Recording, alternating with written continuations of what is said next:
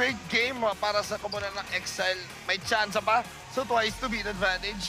At syempre, ang ating player of the game, walang iba. Maiba muna tayo ngayon. Joel Reques, ang ating player of the game, finishing with 12 points, 3 rebounds, 3 assists. Kuya Joel, una-una sa lahat, congratulations for this win. Kuya Joel, dito sa team ninyo, again, pinag-uusapan natin, Andrew Reques is always scoring.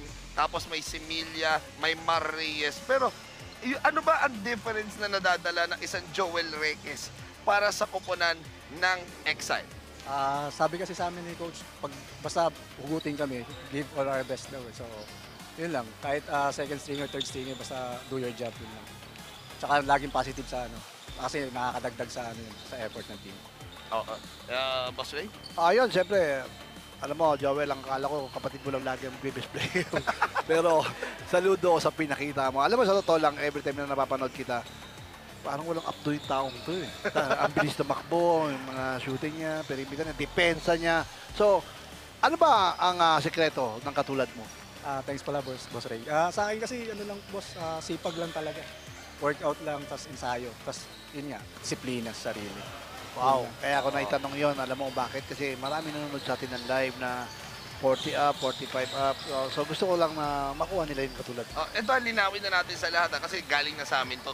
Kinonfirm mo to kanina. Pero mas maganda man galing sa'yo. Sino ba mas matanda sa inyo talaga ni Andrew?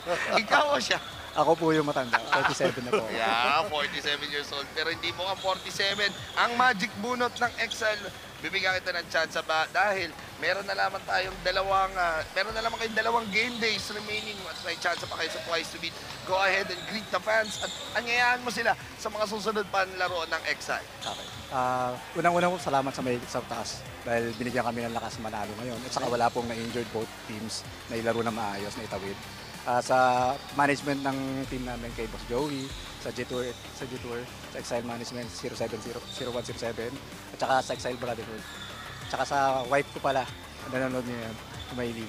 Tsaka yung sa mga anak ko, sila Ken, Kyle, Kiona. Tsaka sa nanay, tatay ko. Tsaka sa Exile Brotherhood, salamat po pala. Tsaka nga pala yung mga sponsors po namin. Kay Carus. Pinababanggit mo ka sa akin, Boss Ray. Pasensya na. Wala problema. Go ahead. Ready tayo dito hanggang bukas. Pinababati po ko sa akin. Hindi ko po ang hirap na ako. Tinitinan sa jersey. Oo nga po eh. Sa lahat po na lang ng sumusuporta sa Team Exile, maraming salamat po sa suporta. And sa inyo, Boss Ray, thank you po sa liga nyo. Nabigyan nyo kami ng chance para ma-am namin yung game namin. Kahit na nasa 40 plus na papakita pa rin namin na kaya pa maglaro na maayos.